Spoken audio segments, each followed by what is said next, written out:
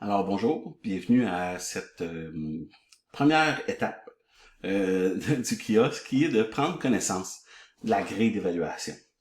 C'est une vidéo qui va être un petit peu plus longue parce que je veux m'assurer de vraiment bien t'expliquer les différents éléments pour maximiser tes chances de faire une bonne note. Donc, cette activité-ci, le kiosque, est séparé en deux parties. Donc, il y a une partie qui est l'infographie et une partie qui est la présentation orale.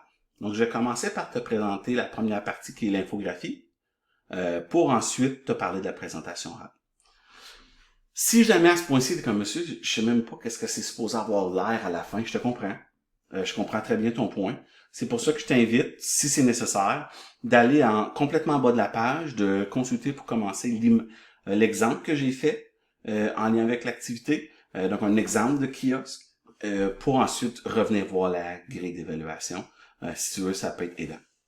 Donc, je vais essayer d'aller pas trop lentement pour pas que la vidéo soit trop longue, mais en même temps, ça demande un certain temps pour être certain que les gens comprennent vraiment bien. Donc, la partie infographie se sépare en deux. Une partie qui est le contenu et une partie qui est aspect visuel. Une infographie, c'est un visuel. Tu dois construire comme une image qui vient résumer ce que tu vas présenter à ton kiosque sans aller dans les détails. Je pense que c'est la meilleure façon que je peux l'exprimer. Je vais te montrer un exemple dans quelques secondes. OK? Donc, mon infographie doit contenir les éléments suivants. Un titre, des informations qui sont exactes, donc tirées directement de des ressources. Une de tes ressources, évidemment, étant ton livre.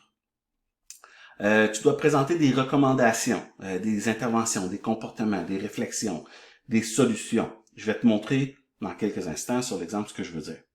Tu dois faire une référence à un service, une ressource, en lien avec la thématique, une vraie. Donc, tu dois faire une recherche et trouver qui pourrait aider les gens, en lien avec la thématique que je présente. Ensuite, si on va à l'aspect visuel, ça doit être beau, ça doit avoir l'air de qualité professionnelle ou proche, parce que souvent, comme travailleurs sociaux, on doit monter ces genres d'outils-là avec les moyens qu'on a. On n'a pas nécessairement les moyens financiers de faire, je vais faire construire une infographie par des professionnels en infographie. Donc, elle doit être belle. Faut pas qu'elle soit trop chargée. Pas trop de mots. C'est un résumé de ce que tu as dit et non pas un résumé et non pas l'explication complète. Ça doit être facile à lire. En autre mot, le choix d'une bonne police, le font. Quelque chose qui est facile à lire, qui est assez gros.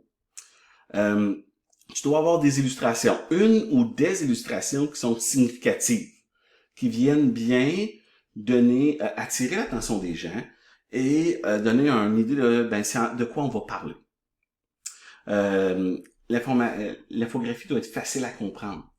Donc, je vais te montrer comment j'ai structuré la mienne pour qu'elle soit facile à comprendre. Des couleurs attrayantes. Donc, tu dois utiliser des couleurs attrayantes que les gens font « Oh, wow, c'est beau, ça m'intéresse. » OK? Puis, tu dois avoir au minimum de 2 références indiquées en bas de ton infographie. Regardons celle que j'ai faite pour mon exemple pour le cours et voir comment elle répond aux besoins. Donc, cette infographie-ci répond à tous les éléments que j'ai partagés tantôt. OK? À première vue, on peut faire « Oh, mais ça ne prendra pas tout le temps de faire ça. » C'est long. C'est quand même assez long parce qu'il faut jouer beaucoup avec les mots, puis on parle d'au moins 1 ou 2 heures à trouver la bonne image, bien placer son texte, avoir le bon résultat à la fin, qu'on fait « Wow, c'est beau. » OK? Donc, il y a un titre. On disait que ça nous prenait un titre. L'information doit être pertinente et juste. C'est le cas. Ce qu'on voit ici, c'est au cours 1, on avait parlé de ce qui déclenchait le stress. Donc ici, on voit les différents éléments autour du petit bonhomme qui nous expliquent, nous illustrent les différents éléments qui sont qui peuvent déclencher une réponse de stress. Okay, les éléments, les facteurs. Une image qui est significative, donc le petit bonhomme qui est stressé. Juste ici, 2 références que j'ai utilisées pour construire mon infographie et ma présentation que je vais faire. Tu remarqueras que c'est des couleurs qui sont attrayantes. Le résultat final est très beau, Ben, à mon avis, est beau. Du moins, c'est ma définition de beau. Donc, les couleurs ont été bien choisies. Tu vois qu'il y a un effet aussi dans le vert que j'ai créé pour tenter de faire comme un peu des nuances et non pas juste un gros vert foncé.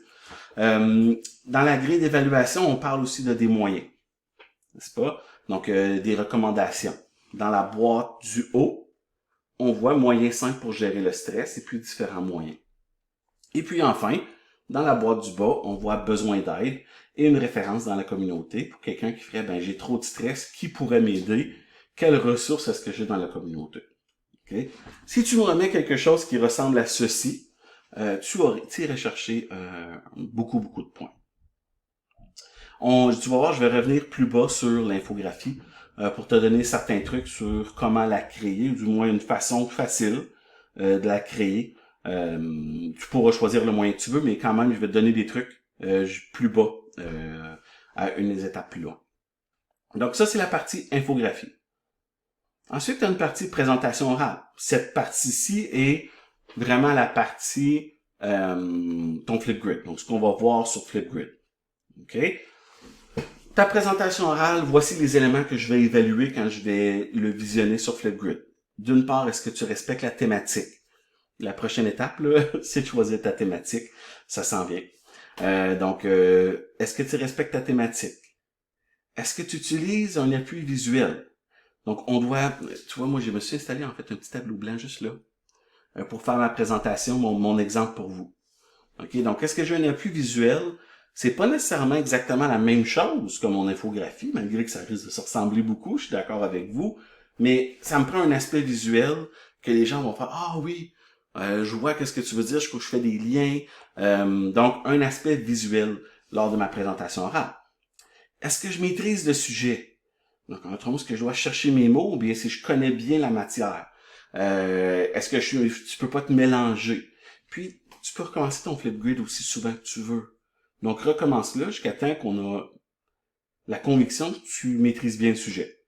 Est-ce que c'est fluide ton discours? En autre mot, quand tu parles, est-ce que tu t'enfarges dans tes mots ou bien si tu es capable de parler juste d'un coup puis qu'on voit que tu es très confortable puis que ça sort bien? Est-ce que les idées sont claires? Est-ce qu'ils sont bien présentés? Est-ce que c'est simple? Est-ce que tu donnes des exemples? Donc, je suis juste ici. Selon le public cible, remarque c'est selon le public cible. Selon le public cible, tu vas voir, j'ai ciblé les publics en fonction des thématiques. C'est la prochaine étape, tu vas voir. Langage professionnel et terminologie appropriée, donc un bon langage d'un travailleur social, mais aussi utiliser les bons mots en fonction de ta thématique. Articulation claire, un bon volume et un débit adapté à l'auditoire. Okay? Parce que tu dois faire semblant qu'il y a des gens qui t'écoutent quand tu parles. Si tu fais ta vidéo puis que le volume est pas bon, recommence. Tu vas perdre des points juste parce que le volume est pas bon. OK? Donc, assure-toi. Puis ça se peut que ça soit, que tu fais, j'ai de la misère, approche le téléphone, mais tu vas avoir un bon volume et un bon débit. Un débit, ça veut dire que tu parles pas trop lent puis tu parles pas trop vite. En ce moment, tu te dis probablement, ben, moi, j'enlèverais ces points au professeur pour le débit parce qu'il parle beaucoup trop vite parce qu'il essaie de faire sa vidéo sous 15 minutes. Tu as raison. Un contact visuel qui est présent, tu ne peux pas lire. C'est ça que ça veut dire. Tu dois regarder la caméra comme s'il y avait des gens dans la salle. Je te le dis, la façon qui... Ce que tu pourrais faire qui t'enlèverait le plus de points rapidement, c'est de lire. OK? Tu ne peux pas lire. Parce que si tu lis un texte, tu perds plein d'éléments en termes de ce que je connais. Est-ce que c'est fluide? Est-ce que j'ai un contact visuel? Est-ce que je suis dynamique? Qui est le prochain point. Donc, tu dois vraiment connaître ta matière. Le non-verbal, en d'autres mots, ben, ton attitude, ton habillement. Tu dois avoir, elle est pas grosse, c'est une petite activité où est-ce que on fait, ça engage le public. Okay? Tu dois leur poser une question ou quelque chose. Tu vas voir dans mon activité, je vais poser une question à quelqu'un pour tenter d'analyser une situation de stress. OK? C'est pas quelque chose de gros, mais il faut qu'il y ait quelque chose que tu as une interaction avec eux. OK? Donc, activité engageante, le mot activité est grand, là. C'est pas dans le sens dont on joue au bingo. OK? Mais je dois faire participer l'auditoire, je dois leur poser des questions pendant mon kiosque. Une introduction claire. Donc, je vais avoir une introduction qui est claire, qui est pertinente. Les idées dans l'ordre dans lequel tu présentes, il doit y avoir une certaine logique et tu dois avoir une conclusion efficace et cohérente. Enfin, l'activité doit être entre 5 et 8 minutes. Pas moins, pas plus. Je crois que tu peux faire un très bon travail en 5 minutes. Au niveau des concepts, est-ce que, au niveau théorique, est-ce que t'es juste dans ce que tu présentes? OK. Est-ce que c'est pertinent, ce que tu présentes? Et puis, est-ce que les deux références, donc encore une fois, est-ce que tu as utilisé deux références minimum qui sont pertinentes? Il faut que tu les aies nommées aussi. Okay? Donc, on devrait les voir en quelque part dans ta présentation orale. Oui, tu peux perdre des points pour ton français, tant au niveau de l'infographie qu'au niveau de ta présentation orale. Puis, oui, il y a une pénalité au niveau du retard. Ce qui veut dire qu'à la fin, tu vas me remettre un vidéo Flipgrid, qui est cette partie-là qu'on évalue, la présentation orale, et un infographie. La partie écrite, c'est l'infographie seulement. Il n'y a pas de travail rédigé à faire. Ça marche? Donc, si tu as bien compris la grille, la prochaine étape est de regarder, de choisir une thématique. Je te rappelle que tu as le choix de le faire seul ou en équipe, libre à toi.